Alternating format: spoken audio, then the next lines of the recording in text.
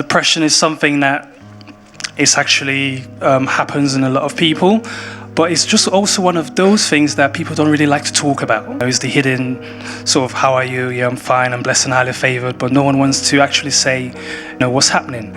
And the first thing we need to find out is, what is it? What is depression? Depression is not, when your favorite team loses the football and you be like, oh, I'm depressed. That's not depression, because that's, the next day you're okay, you're fine, you even forgot all about it.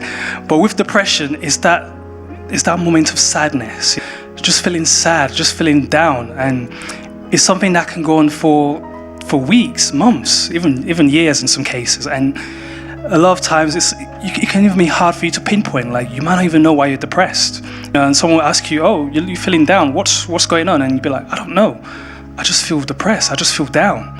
Just kind of put your finger on it. So that is depression, just having that moment of just feeling low. And when you feel low, there is nothing that can make you to feel lifted up in mood. Like, you might win the lottery, momentarily you'll be happy, but then you're back into that low mood again, and that's when you know that you're in actual depression.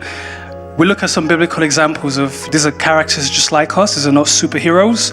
There are people just like us who went through stages of depression. You look at people like Elijah, when you read Kings 19, I think it was to do with Jezebel, when he killed all the prophets of Baal. And Jezebel sent people after Elijah, and Elijah just went into this depressive state, and he was saying, God, can you just kill me now? I'm feeling very down. And you look at people like Jonah, who God sent to, I think, the people of Nineveh. And again, he was depressed, he didn't want to go, and even when he went, he was still depressed after that as well. So that's Jonah for you. And then we all know about David. David had people against him, his own people had turned against him. He couldn't trust anyone. People started mocking David.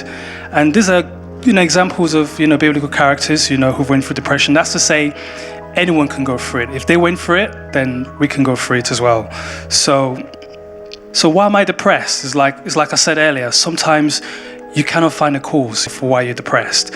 However, there are what we call medical causes for depression. So if for example, you're experiencing low mood symptoms, or such as lack of energy or feeling tired, there could be a physical cause. So you can easily go to your doctor and say, can I have some, just like a health MOT? So medical causes could be something like thyroid problems. If you've got a thyroid problem, that can cause depression, because that's to do with the hormonal imbalance of the body. Even menopause. One of the symptoms of menopause is just feeling, you have mood swings, you get irritability, feeling kind of low. That can cause depression as well. Also, just having a chronic health problems, like maybe you've had back pain for a long time, or you've been diagnosed with cancer. Those are changes in the body that can cause depression. So those are things that you need to look at as to, why am I depressed, all of a sudden. Also, you've also got situations that would have happened in your life, like maybe your father died unexpectedly, or you're going through a divorce. You could have had, maybe as a child you were sexually abused as well. And then now as an adult, those feelings, those thoughts are starting to come back. Those are other causes of depression also.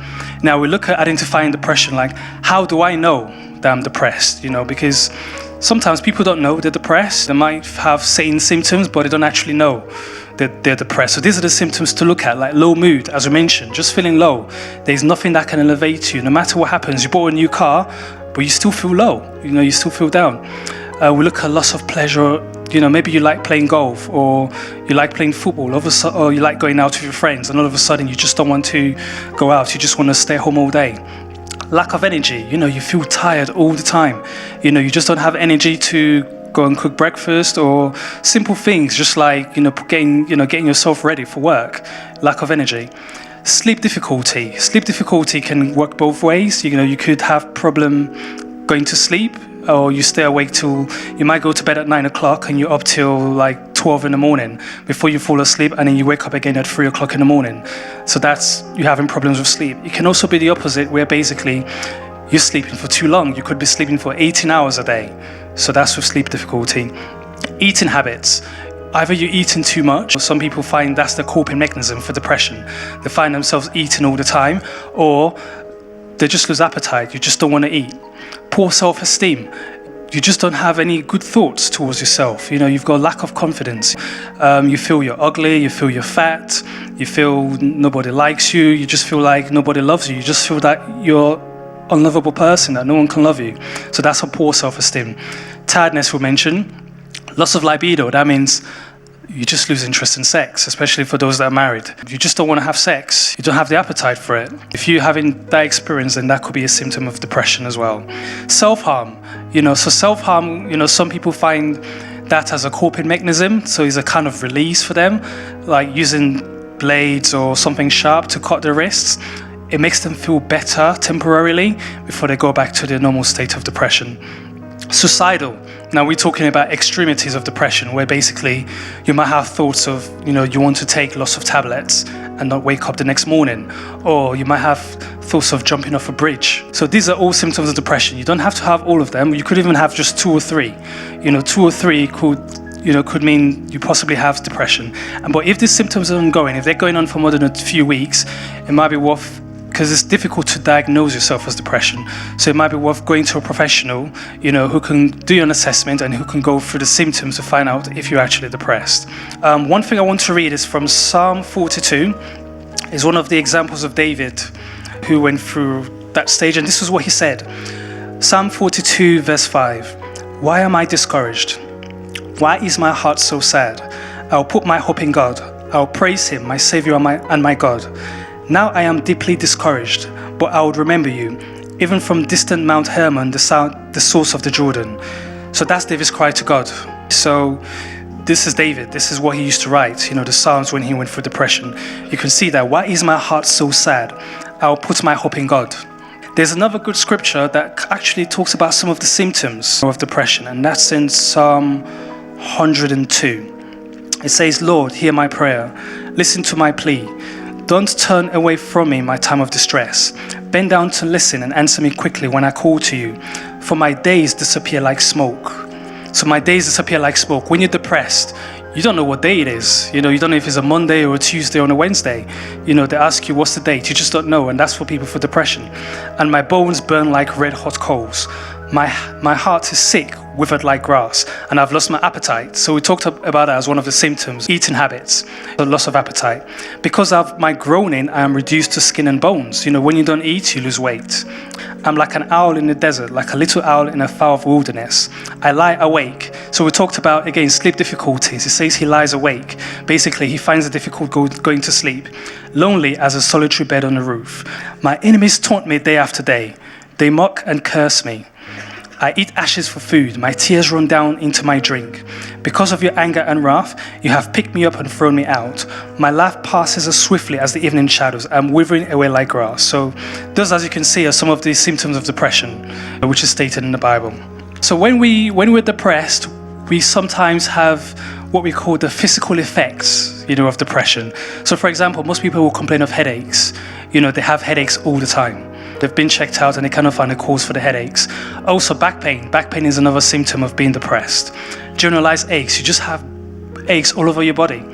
Irritable bowel syndrome that we mentioned is another sign and symptom of depression. So for example, irritable bowel syndrome would be you feel bloated. You've got pain or abdominal discomfort in your tummy. You've got bowel changes. Sometimes you have diarrhea or sometimes you're constipated. Those are some of the physical effects of depression. There's quite a few as well, but those are the 4 common effects of depression. So we look at why is depression a stigma in church? And a lot of the times it's because, maybe we don't want to be seen as vulnerable. We want to appear to people in a certain kind of way. Or it could be possibly that, depression, long time, there was a time where basically if you're depressed, you're thought to have, you're either a weak, Christian, or you don't spend enough time with the word, or you've got like a demonic spirit.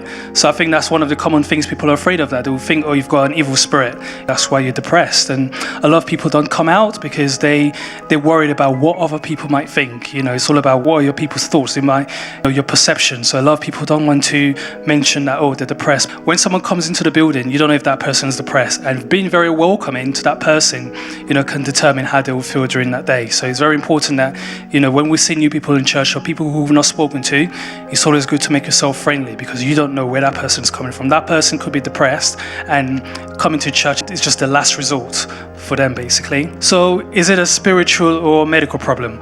It's both. There's no reason why you'd have to separate, because they both work together. Like, basically, we talked about the medical problems, things that can cause depression.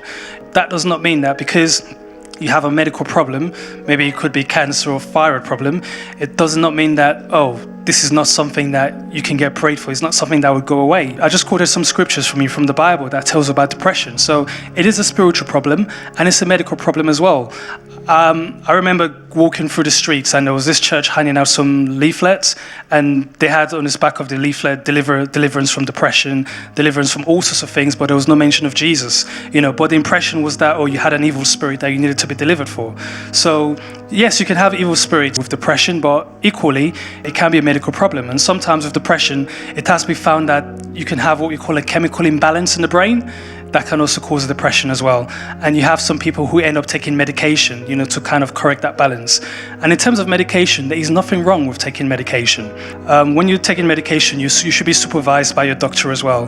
There shouldn't be a stigma in taking medication, because the medication, if it works, if it's going to do what it's supposed to do, then that's fine. But do not be over-reliant on medication, because there's only so much medication can do. You also have to look at your lifestyle as well, your lifestyle changes, like exercise. Exercise is good because exercise releases endorphins. These are feel-good hormones, that make you feel better about yourselves. Exercise is very important for depression.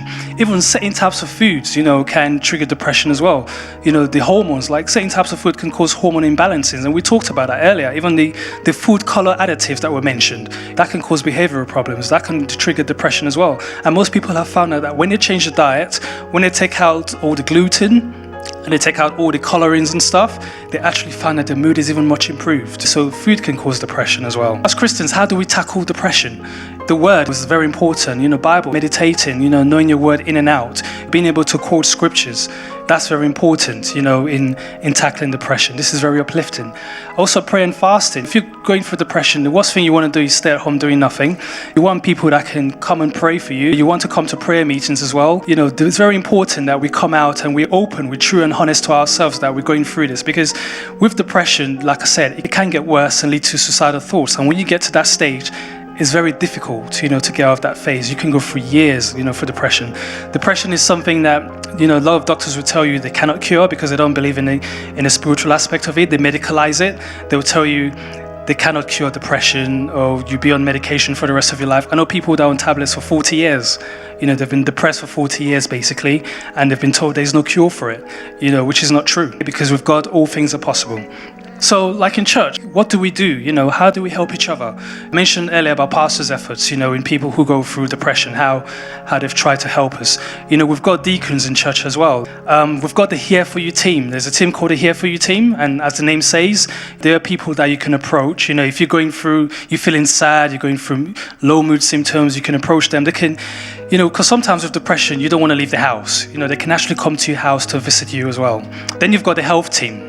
So we've got members of the health team as well. Like, if you want to ask any questions, about depression, you want to know more about it, you want advice on medication, for example, maybe your doctor prescribes something, you're not sure whether you want to take it, you want to know more about how you can access counselling, you want to know more about how you can change your lifestyle, the health team can give advice on that as well.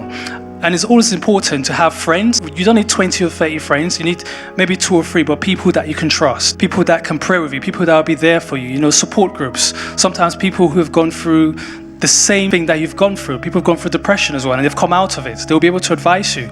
They'll be able to help you as well. And prayer meetings, we mentioned earlier, is another good way.